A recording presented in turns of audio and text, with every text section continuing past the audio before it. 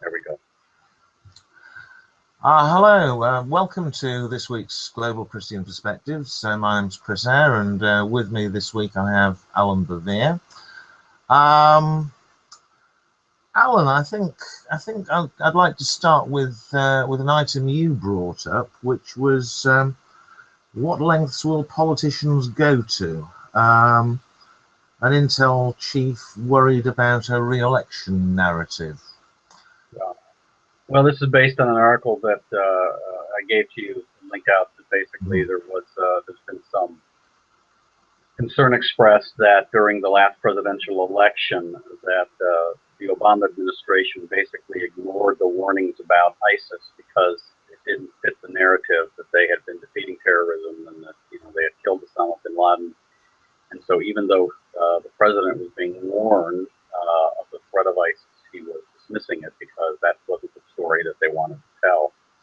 And so it just brought up to me again about the temptation that politicians from both parties face in America, the temptations that are faced to either ignore or cover over, or whatever word you want to use, spin the truth in order to weave a certain narrative that they think will allow them to be reelected.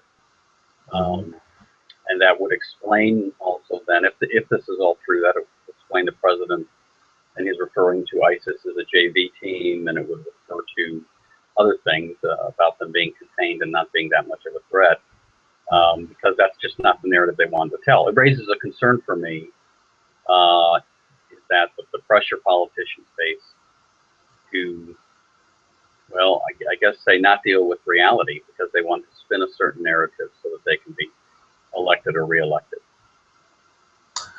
Yeah, that actually brought to my mind a lot of controversy there was when a suggestion was made after the Falklands War some while ago that our Thatcher government knew that it was a likelihood and deliberately did nothing about it. Yeah. I mean, there's a very old principle which, amongst other things, was put forward by Hermann Goering at the Nuremberg trials, that if you can identify an enemy and that you are fighting against it, anybody then not following you as a government can be accused of being a traitor. So he obviously thought that war was good for the politicians in power because everybody had to pull behind them. I don't know. Maybe there's at least a suspicion of that in the case of Obama here. I'd like to think it's not true. I'd like to think it wasn't true of the Thatcher government here. Nobody's ever actually proved it. Right. But yes, there is an awful lot of pressure on politicians. And I know from my own experience that while I spent something like 20 years as an elected representative at a very low level, and while I'm pretty confident that most of my fellow councillors went in there because they wanted to do good for their community and thought that they would be able to, after a while, staying there and appreciating the prestige and the power, not so much at council level, the money, has got to weigh on people. When I felt I wasn't doing a good job anymore, I resigned and got out of there. But I'm not sure that that's the average situation. Yeah. So I think the motives tend to be good going in. It's what people will do to stay in power that concerns me. Yeah, I agree. I think most politicians go into office because they want to make a difference. They do want to do something positive. So I don't know that they go in with any kind of nefarious motives, but I think the temptations once you're in power, and once you do have that, and the temptations to stay in power, and that, so sometimes it's easy to, well, it's not outright lie, at least sort of gild the lily a little bit, as the old adage goes. And that's a concern of mine. It raises for me the question of where is the integrity of somebody saying, I'm going to tell the truth about this, even if it costs me the election, because first and foremost, I owe the people I serve the truth, and that's what concerns me. I don't know if there's a answer to this. I think this is always going to be a problem, but it is something that we always need to keep in mind. Our politicians are not the saviors that we sometimes want to make them out to be. It does bother me, and of course our political commentators assume that all the politicians are going to spin everything. So on the rare occasions when you get one who actually says what he thinks, and is honest when he hasn't made up his mind about something, it completely throws all the political interviewers. They just don't know what to make of him or her. Yeah. And then you have the political pundits spinning the spin. So that's the other thing that's frustrating, that I at least noticed this side here, is that so much of our news anymore has really become what I would just call propaganda machines. I mean, I think I think we've got cable news outlets, one that is a propaganda machine for the conservatives, and one that's a propaganda machine for the liberals. And so it's just, at times, you just get discouraged and just turn it off, and you say, well, I'll try and figure out what the truth is without all this, because you a shovel to dig through the manure.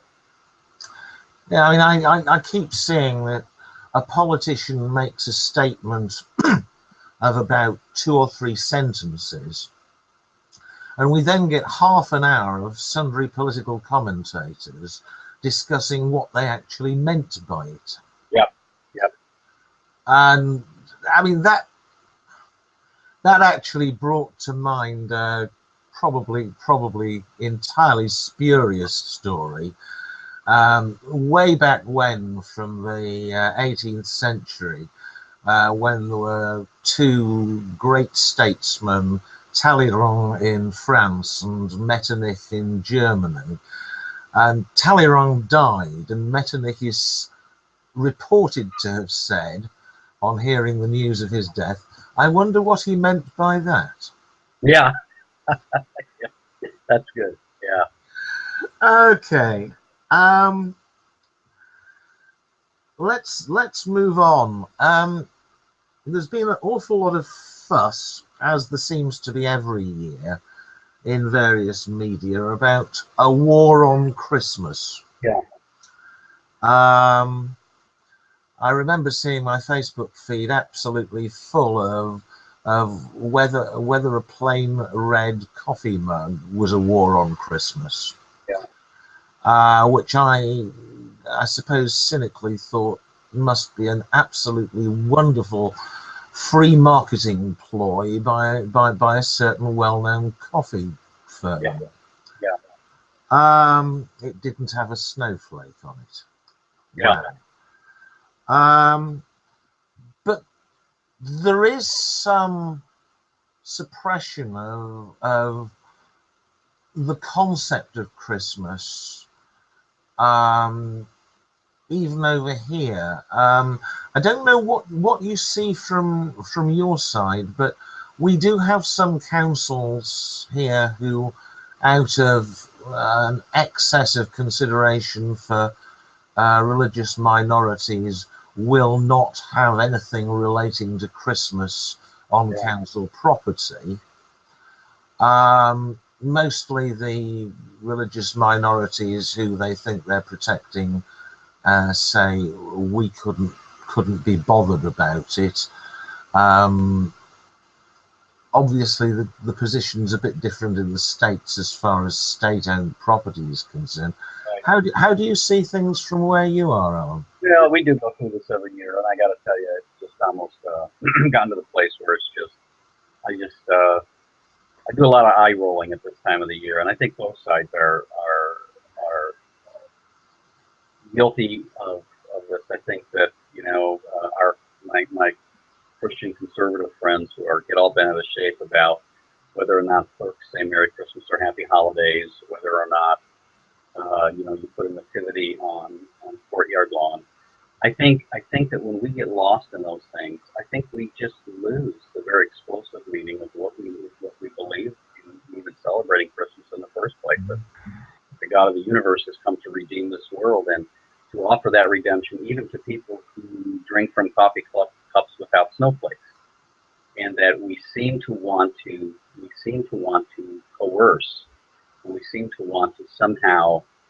I mean, instead of seeing incarnation as God's great invitation to us, we see it as a time to bully everybody who doesn't necessarily, we talk about keeping Christ in Christmas, and I say, we lost that course a long time ago when we turned Christmas into a greed fest. So, so that's on the one side. The other side is, again, that I want to say to people on the other side, there's a story that was over here that came out. There's a guy who plays Santa Claus for his town every year, and he plays Santa Claus for a school in the town, and they do a Christmas tree lighting every year at the school, and he plays Santa Claus. And so he started this year passing out flyers in anticipation of that event, and the principal informed him that he couldn't pass out those flyers because they had changed the name of the Christmas tree to the holiday tree.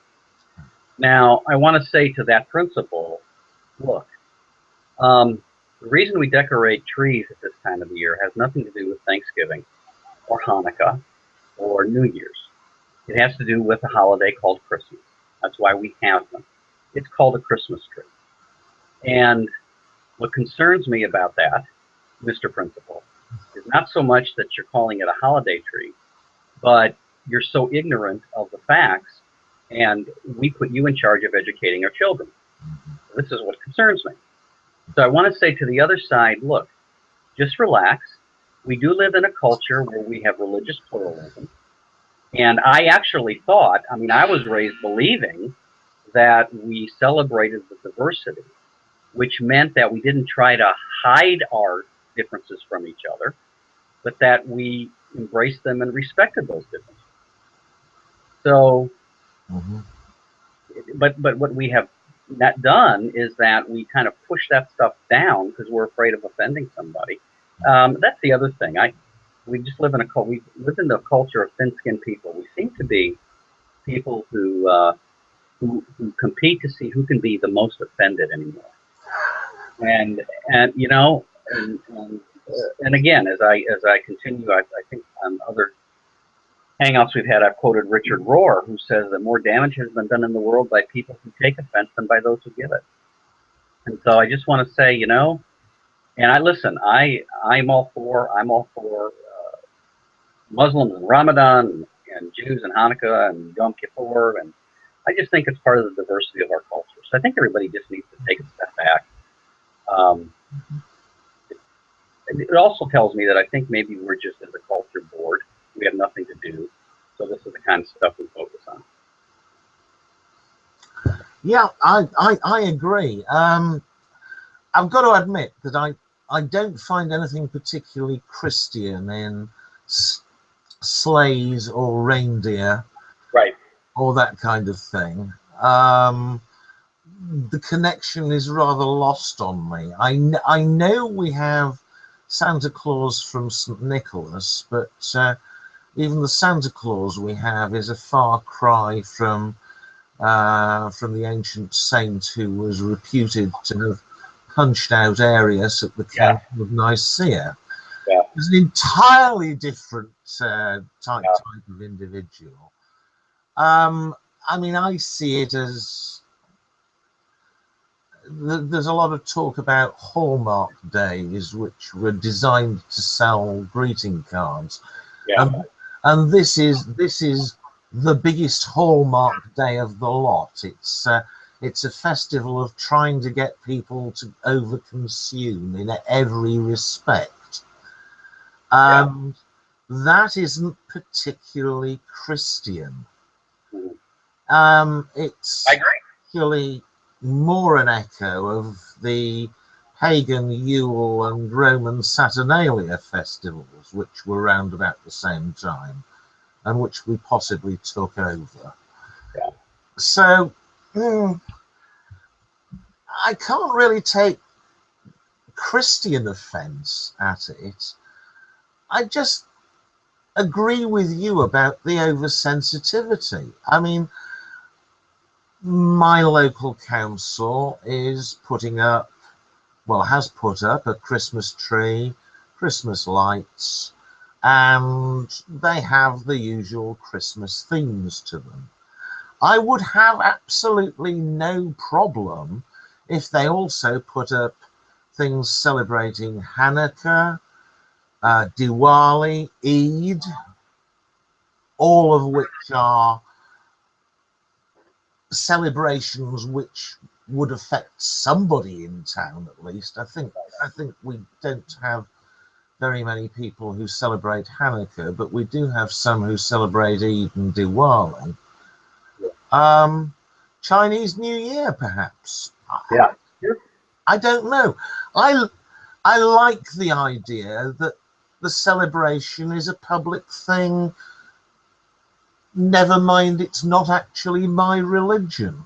Yeah. So I do wish other people would take the same kind of attitude. Yeah. Yeah. Which, And as a Christian, I don't know why I should be upset if mm, a Muslim group wants to put whatever symbols they might have on the courthouse during Ramadan if they do that. And I don't know that they do that, but if they do that, why would I object? And in fact, if in America we so uphold this idea of justice being blind and everybody receives equal treatment under the law, what perfect place then for a courthouse to display at certain times of the year the symbols of various faiths. yep. Why is this? Why is this such an issue? I scratch my head and wonder why people put so much energy into getting all bent out of shape over this kind of stuff. And when I go to the store, by the way, I really don't care if someone says Merry Christmas, Happy Holidays, or Have a nice day. I think it's wonderful if someone's being kind to me, right? I couldn't agree more. So I mean, or or if someone is Jewish and says Happy Hanukkah, I mean, I can say Happy Hanukkah back in return. It's just, Sure. oh, again, it reminds me of Jesus in Matthew 23, who says to the Pharisees, "You major in minors, you strain out a gnat and you swallow a camel. You tithe mint, dill, and cumin, and you neglect the weightier matters of the law." And that's what we do here. It seems to me we have majored in the minors. We have strained out a gnat and we swallow a camel, and we just need to relax a little bit. Oh, I agree. Which kind of leads us neatly into I this is a matter for the church rather than wider society. But I could see there being a war on Advent Yeah. in a lot of the church. Very many churches start celebrating Christmas in early December in one way or another, Yeah. and we seem to have lost Advent as a season. And from my point of view, Advent is a very important season, and it deals with expectation and anticipation. I suppose it doesn't surprise me that we've lost that, because from my point of view, we're in a society which more and more only values instant gratification, Right. and doesn't want to defer anything.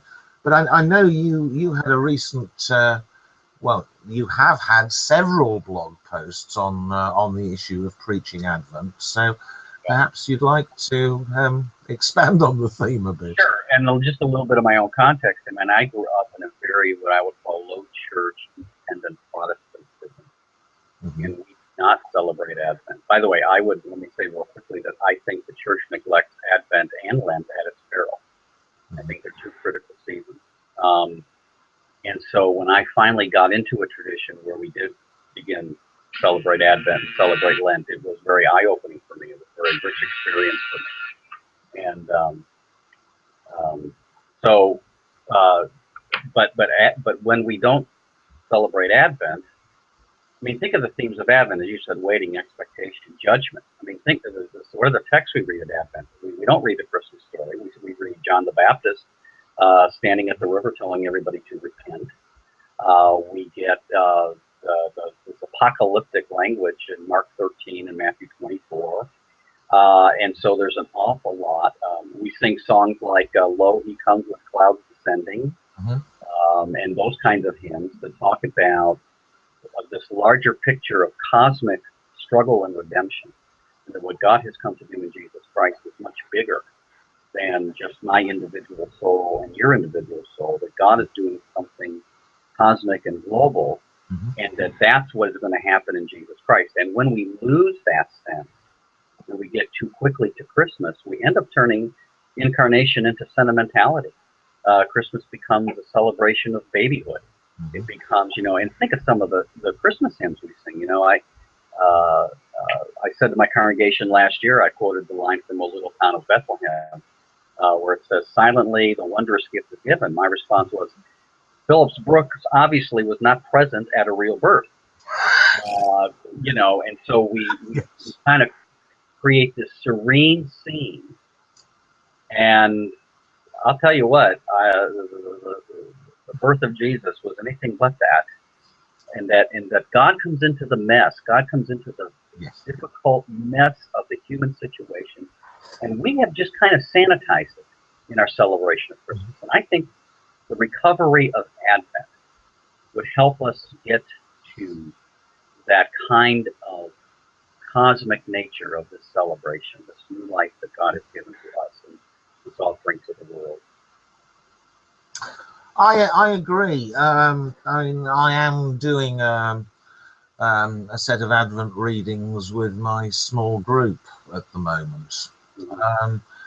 And one of the things that struck me looking at Luke is that just in the first 2 chapters of Luke, we have 3 things that have been set to music in Christian circles an amazing number of times, and some of the music is absolutely magnificent.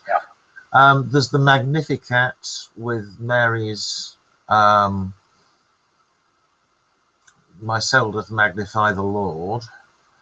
There's the Benedictus with Zachariah's praise song. And then there's Simeon's Nunc Dimittis, "Now lettest thou thy servant depart in peace." The last of those even managed to create the signature tune for a John le Carré spy thriller in Tinker Tailor Soldier Spy. Which I was extremely pleased to see was introducing a bit of classical Christian music to a wider audience, even if they didn't realize it. There's so much we lose by just forgetting the season in this build up to Christmas, which it's all build up, and then there's gluttony and a couple of days to get over that, and really what I'd like to see is far less emphasis up to just before Christmas, and then celebrate the birth by all means. Yes, absolutely. But the 12 days of Christmas don't start till Christmas Eve. Right. So, yes. I think the other thing is I think that the celebration of Advent can be a real radical thing for the church to do, to say to the culture, we are not going to allow the materialism and the drive for stuff to determine how we celebrate the church year. Yes. And so you're free to open your stores on Thanksgiving. You're free to get a lot of people involved in the Greek fest. But we as the church are waiting. We are anticipating. And our celebration of Christmas is yet to come. And you will not direct that at all. I think the church has allowed a consumer culture to set the base of how we celebrate that. Absolutely. And yes, I will be going to midnight mass on Christmas Eve as usual, which is one of the amazing services. As you go into the day of birth and the change from the waiting and penitential season into the season of rejoicing. The contrast is wonderful, and if you haven't got Advent before that, you don't get the contrast. That's right.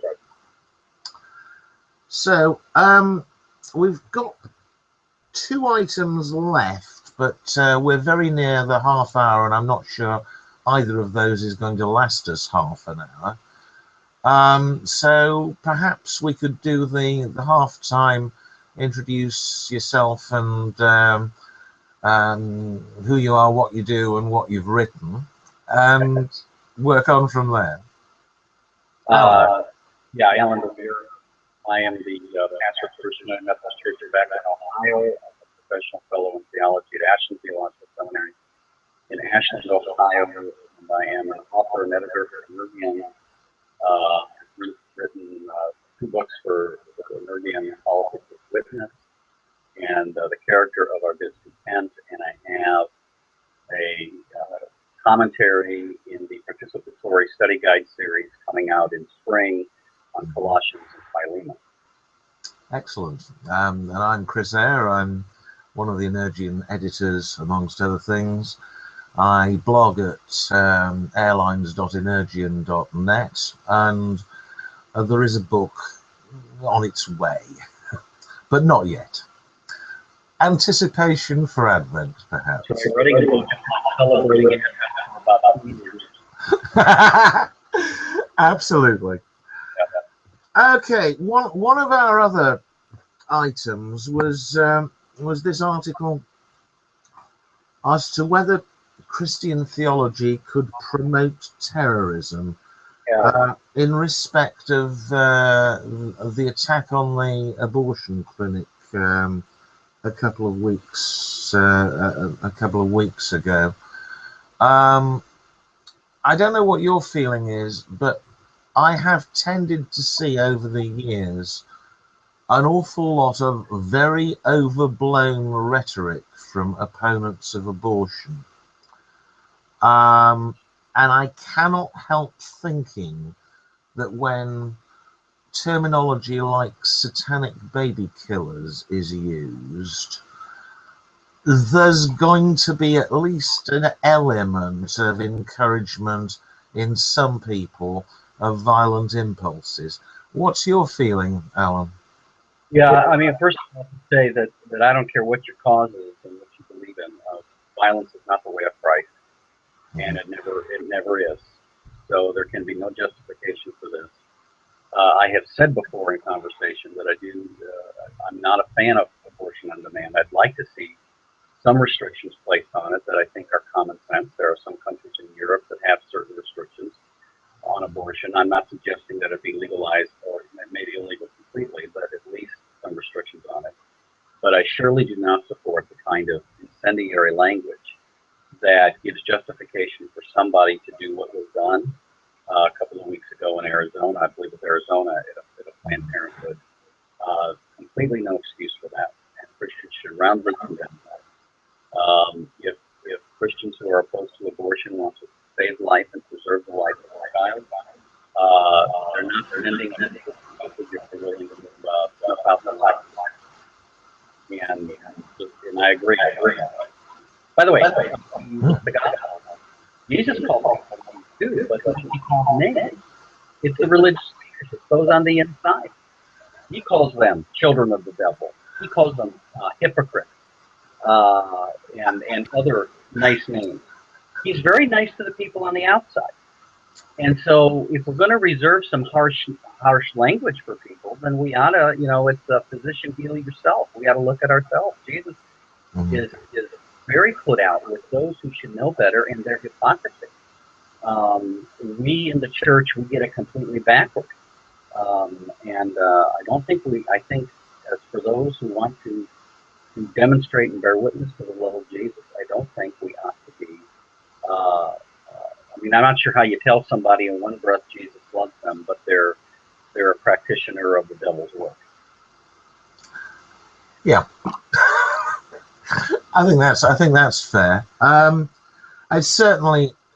It's not just the extremes of violence we see there.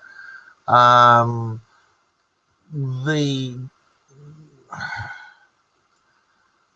gamut of protesters that women often have to go through just to get into one of these clinics really horrifies me.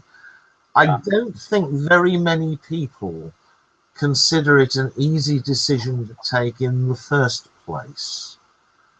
And when you make it traumatic in that way, I really do not think you are doing your cause any service. Well, yes, I agree with that. And those who are in the pro-life movement not only to take into account the unborn, but take into account the mom who feels as if she has no option to do this. I mean, how does the church ministry keep her as well?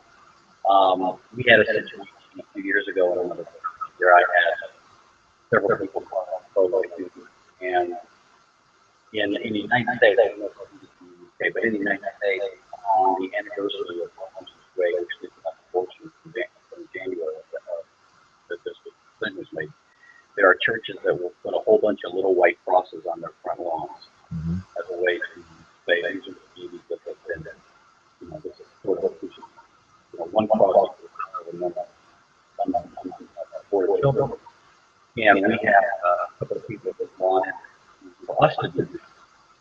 And I told them I did not want that. And I said, even though I'm sympathetic with your cause, I'm also sympathetic with the woman who has had an abortion and is struggling. And if she drives by our church, do you know what message she gets from us? Don't bother coming. Yes. And that's not unnecessary in a sense. I want all people to feel they can come into our congregation to find hope and healing or whatever it is that they need. Sometimes we send that messages, subtle messages, so that people can say, don't even bother. Yes. Yes. I have to say my own position is that abortion is a wrong, but I don't consider it an absolute wrong, in that there are factors which have to be weighed against it. Yes, it's a life. I happen to consider that it cannot necessarily axiomatically be regarded as a fully human life from the point of conception. You are going to have to draw a line somewhere, and the line once upon a time used to be drawn at birth, which I actually tended to think was a more sensible place to draw it. In my country, abortion is legal to an extent, or almost on demand, but not within the last, I think, 26 weeks, which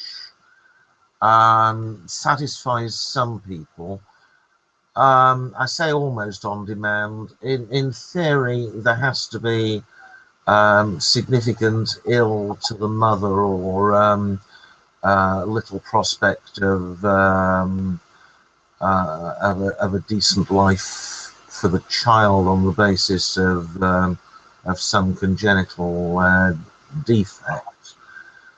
But in practice, generally speaking, there is a bit of the attitude that if the mother doesn't want the child's upbringing is going to be seriously compromised. And that might well be sufficient. That sits very uneasily with me, I have to say, but I do not feel able to put myself in the position of making that decision for somebody else. Right. It's not a decision that I think I'd want my wife to have made. But it's a decision that I am not going to criticize somebody else for making, because I think it's quite sufficiently difficult without me adding moral condemnation onto the difficulty of their situation already. But this item actually made me think a bit, because I'm glad you mentioned Jesus calling the Pharisees children of Satan, because I looked at the language there and recalled on a number of occasions having myself described global free market capitalism as the system of Satan.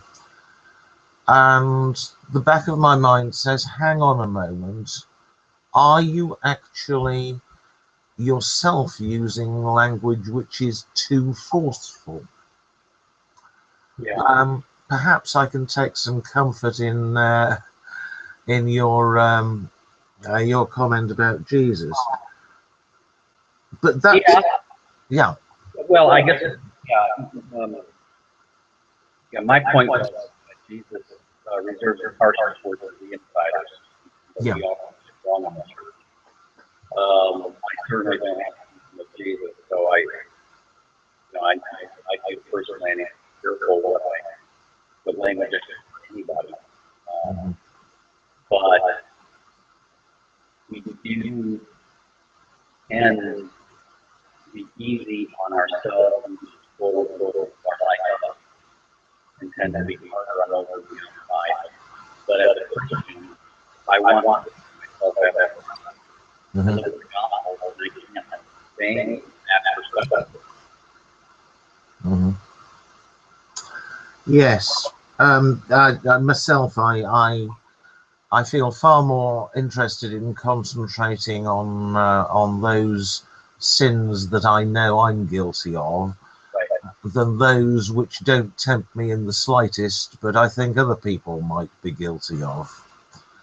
I believe in keeping my side of the street clean and leaving other people to clean their side of the street by themselves. That led me on to this article by Ryan Dweck on attitudes to refugees, where he took a really strong line in saying that if you claim to be a Christian, you cannot then turn around and use arguments such as fear of letting in terrorists or conserving our resources for just us as arguments. You are prohibited by the message of the gospel from doing that. I don't know what your feeling was about that, but that did rather hit home with me. Well, I guess first to kind of separate things out, with the nation, what the United States do as they do. But as a Christian, I think it's very difficult as a Christian for me to say that we as a church should not be welcoming the stranger in spite of the risk. Now, I certainly am not saying that you let refugees in without a screening process, a vetting process. I'm not suggesting that. I also know that, and we all know that every country with their economy probably can only take in so many refugees before it really starts to have negative effects on everybody. Mm-hmm. So, you know, the UK can't do it all. The United States cannot do it all. Germany cannot do it all, but we can do our part. Mm-hmm. And as Christians, what I want to, the challenge I want to make to Christians is instead of your fear of the risk of taking in people we don't know, we should be again like Jesus, who welcomes in the stranger, who sends out the invitation to everybody. And what can we as Christians do? Are we willing as churches to take in refugees? Is my church willing to sponsor one refugee family, help them get on their feet? Mm-hmm. I think the church needs to set the tone for this. And Christians are people of hope, and I really do like to believe hope is stronger than fear. Mm-hmm. And instead of being afraid of someone who might get in, and by the way, anything that we've learned of recent attacks is we've got a lot of homegrown people. I mean, seriously, we're all concerned about these refugees and who might be in there, but the guy that one of the two that committed the act in California the other day, we're up here. Yeah. And so I would say that instead of being afraid of who is coming in, I say we as the church offer hope to people whose lives have been turned upside down, Mm-hmm. who've lost their home, who've lost everything, who are away. I mean, and who just want to have a decent life. Yeah. The church, instead of pandering in fear, needs to be offering hope. Mm-hmm. I agree. I also bear in mind from a national perspective that both our nations have benefited hugely by immigrants. Yes, absolutely. The United States was fundamentally created by immigrants, and England has benefited on many occasions by immigrants over the years, generally fleeing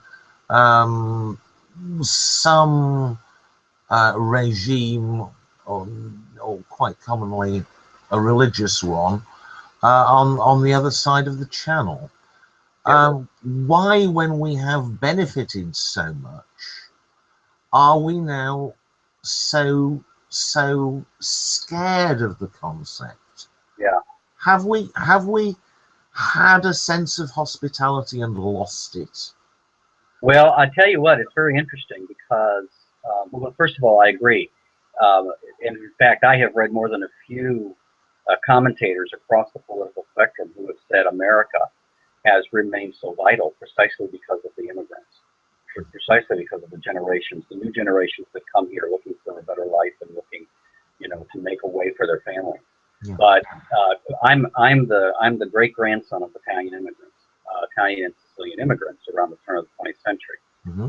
And it's interesting, some of the studies that I have done on the immigrant population, the Italian population, and find out in other reading that is true of the Irish and others, that they were treated the very same way that we have people today.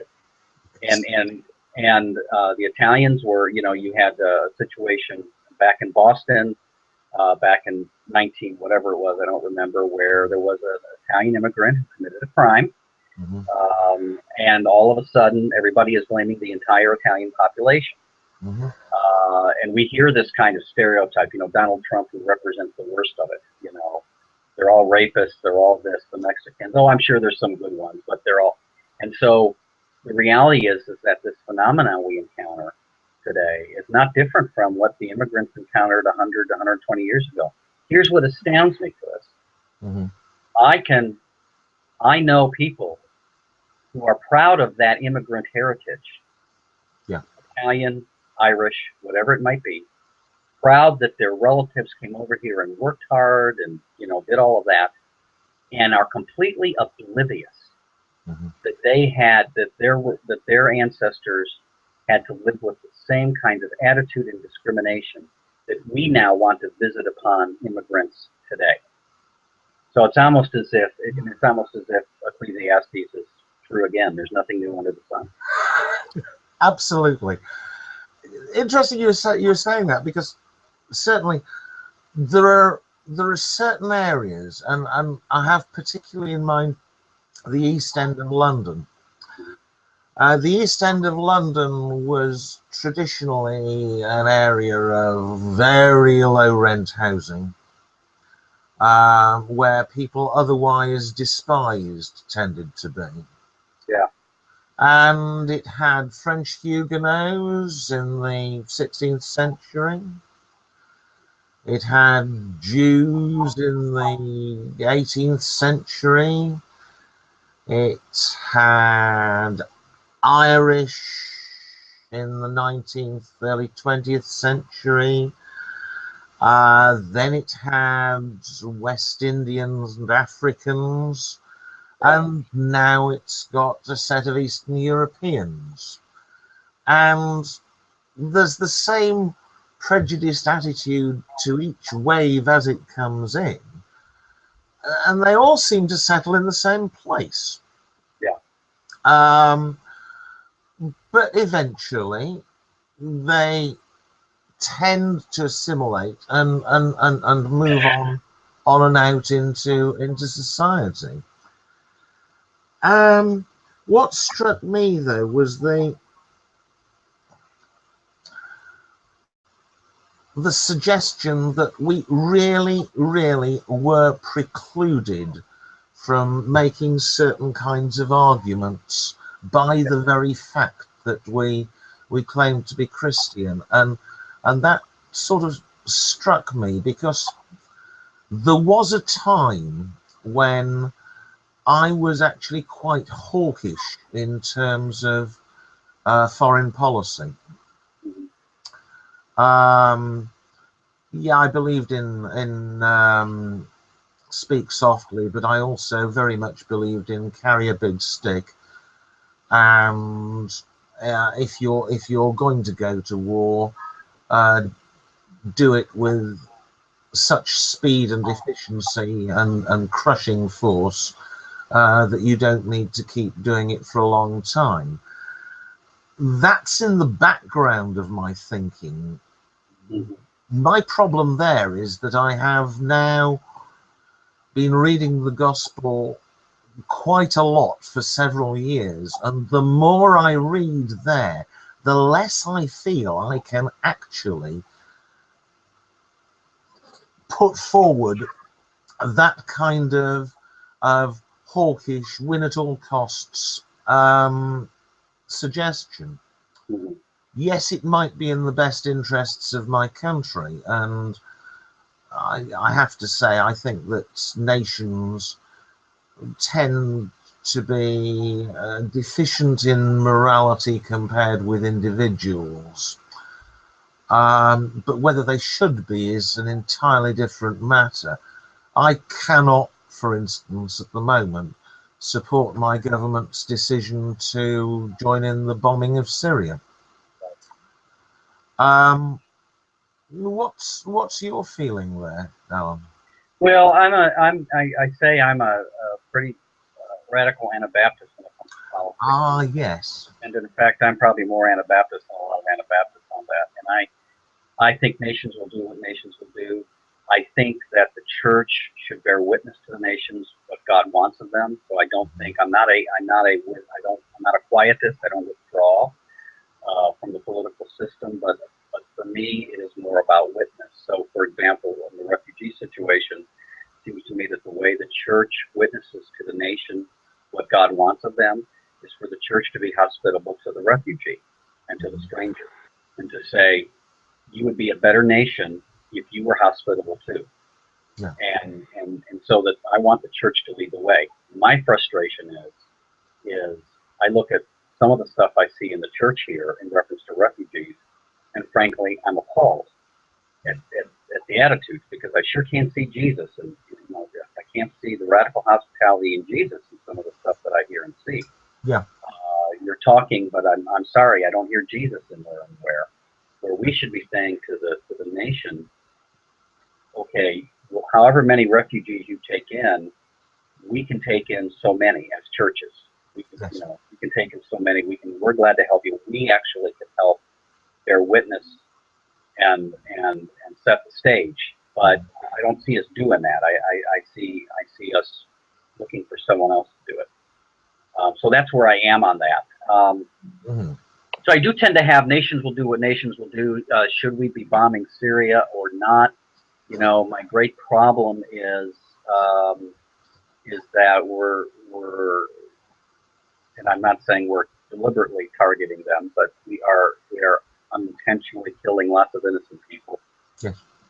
And I'm just not sure that that's worth the trade-off, to be honest. The complex situation. I'm also not suggesting that I've got an answer here, but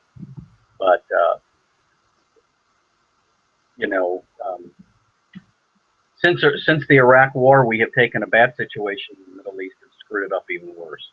Mm-hmm. I don't live in the past, and I think you have to keep revisiting that. But sometimes we try and fix things, and we break them worse. And I think that's what we've done. And I think it's been a concerted effort, by the way. I don't just blame one side or the other. I think it's been a concerted effort. All of us have had a hand in messing the situation up. And unfortunately, a lot of innocent people have suffered because of that. Indeed so.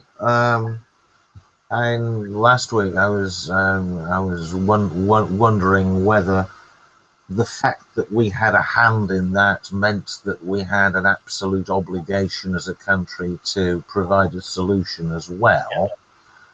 My only worry is that there might be no solution, or that the solution might be one which is too costly for us ever to contemplate.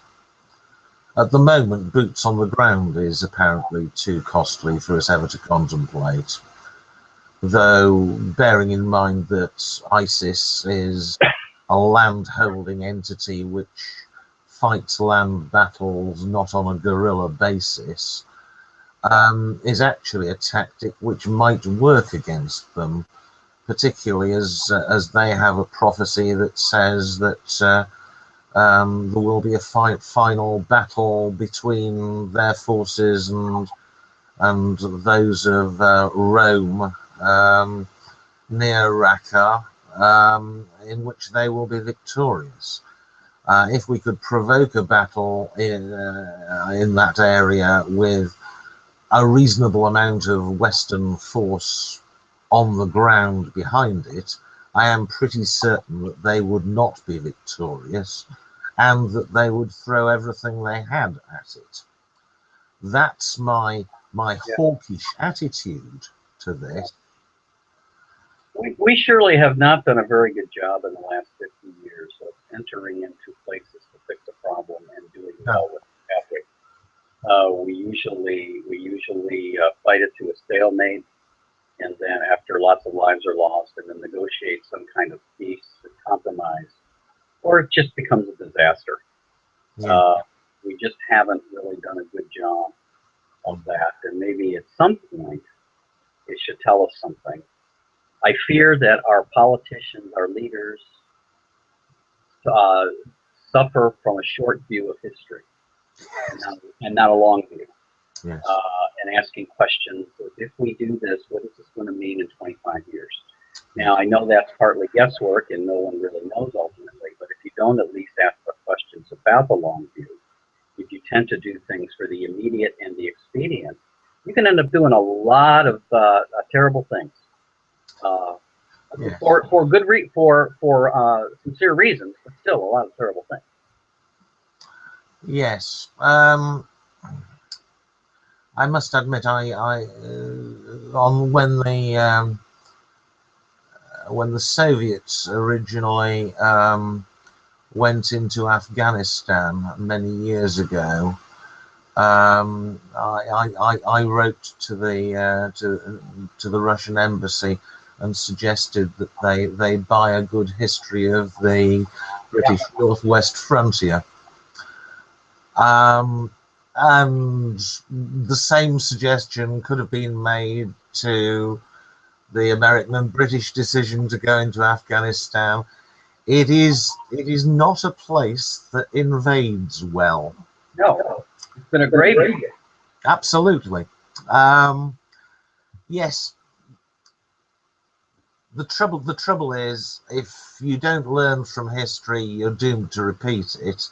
If you do learn from history, as far as I can see, you're doomed to sit on the sidelines watching others repeat it. Yeah.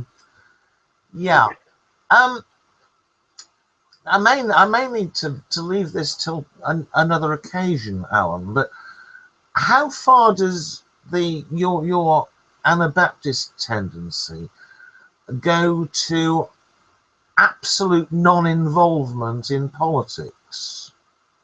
Well, I have suggested in my book, Politics and Witness, that it is indeed possible for God to call a Christian to be involved in nation-state politics. Mm-hmm. But I suggest, even though I said it, this won't happen, but what I suggest is that the call of the Christian politics, but to nation-state politics, and I make that distinction because there's politics of the church, politics of Jesus. But the call to nation-state politics should be confirmed by the church, just like the call to ministry, because the call into that world is a difficult world. It's very subtle. It can be subtly corrupting, and so those who feel like God has called them to go into it need to have the church to surround them, to hold them accountable, and to support them. So I'm not a person to withdraw from nation-state politics, but I think we need to take it more seriously in reference to its dark underbelly, and just be aware of that. By the way, I do think the politics of the church, the polity of the church, is centrally where the church is located and what the church does. That's another topic for another time. But yeah, I have no problem if somebody, a Christian, feels called to run for office. I just think the church ought to be able to confirm that and surround them. Okay, that clarifies a worry I'd had. Yeah. Because in some areas I see people from the Anabaptist tradition who are withdrawing almost totally from the rest of society. And if you extended that to Christianity, I would worry about us abandoning any hope of steering the direction in which our wider communities are going. Right. Right. Yeah, I mean, I agree with that. I think, but I want the church to be there as the church, and that's the. Yes. I think the danger that we face is that we allow the political parties to co-opt us. I think in the United States, evangelicals have been co-opted by the Republican Party, and I think we mainliners have been co-opted by the Democratic Party. Okay. And I think, again, I think we need to realize that we sort of march to our own drummer in a sense. That we need to keep our own kind of integrity. We are our own nation, if you will. But sure, we do want to offer the kind of good in this world that helps the world, and not leaves it to its own devices. I mean, if the church leaves the world to its own devices, I'm not so sure there's a whole lot of hope. On which I agree completely, and as we've now reached 8 p.m, I think that's an excellent point at which to stop. So I'll wish everybody a happy, prosperous, and safe week in the future. And goodbye from me. All right. Thanks.